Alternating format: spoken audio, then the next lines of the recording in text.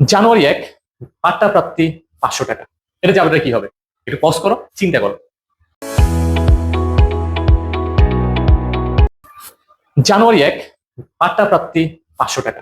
এটা যাবে কি হবে? একটু পজ করো, চিন্তা করো। আমি জানি ম্যাক্সিমাম আনসার দিচ্ছ নগদান হিসাব ডেবিট,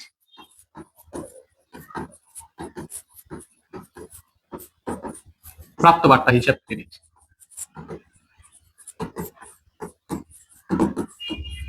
ম্যাক্সিমাম আনসার মেবি এটা দিচ্ছ, right? But the answer is wrong. আনসারটা কেন রং? চল একটু শিখে ট্রাই করি।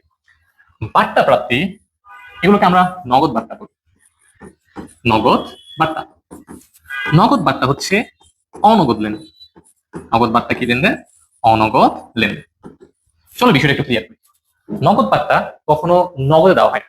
আমরা নগদ বার্তা জানি দেনাদার এবং পাওনাদার। দেনাদার থেকে টাকা পাওয়ার সময় আমরা যে বার্তা দিই সেটাকে আমরা প্রদত্ত বার্তা বলি, এবং পাওনাদারকে টাকা পরিশোধ করার সময় আমরা যে বার্তা পাই সেটাকে আমরা প্রাপ্ত বার্তা বলি। তো আমরা নগদ বার্তাগুলো কখনোই নগদে লেনদেন হয় না। আমি একটা এক্সাম্পল দিয়ে বলি। ধরো একজন আমি পাওনাদারকে ২০,০০০ টাকা পরিশোধ করতে হবে। তো পাওনাদার আমাকে বলছে যদি ১০ দিনের ভিতরে পরিশোধ করি সে আমাকে ৫০০ টাকা ছাড় দিবে।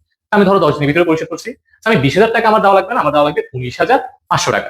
সেটা একটু জাবেদা একটু দেখি। পাওনাদার ছিল ২০,০০০, কিন্তু আমি প্রদান করতেছি ১৯,৫০০, কারণ সে আমাকে ৫০০ টাকা ছাড় দিছে।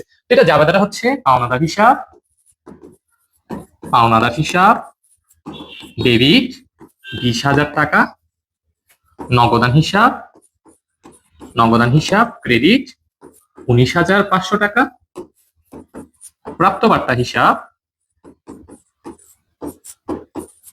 ক্রেডিট ৫০০ টাকা। তো তোমরা একটু চিন্তা করো, এখানে যে আমি ক্রেডিট লিখছি দুইটা, একটা হচ্ছে নগদ আর একটা হচ্ছে প্রাপ্ত বার্তা। এই দুইটা ক্রেডিটের উল্টা নাম হচ্ছে ডেবিট। তো আমি যদি বলি নগদ ১৯,৫০০ টাকা, এটার উল্টা নাম কি? পাওনাদার ১৯,৫০০ টাকা। প্রাপ্ত বার্তা ৫০০ টাকা, এটার উল্টা নাম পাওনাদার ৫০০ টাকা।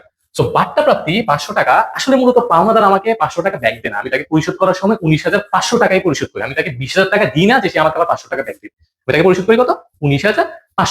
৫০০ টাকায় মূলত পাওনাদার যখন আমাকে বার্তা দেয় সেটা নগদে দেয় না, সেটার দায়টা আমার হ্রাস পেয়ে দেয়। এটা জাবেদাটা হচ্ছে পাওনাদার হিসাব বা প্রদেয় হিসাব, যেটাকে আমরা আধুনিক ভাষা বলবো। পাওনাদার হিসাব ডেবিট ৫০০ টাকা, বার্তা প্রাপ্তি বা প্রাপ্ত বার্তা, প্রাপ্ত বার্তা হিসাব ক্রেডিট ৫০০ টাকা। সো আশা করি সবার বিষয়টা ক্লিয়ার।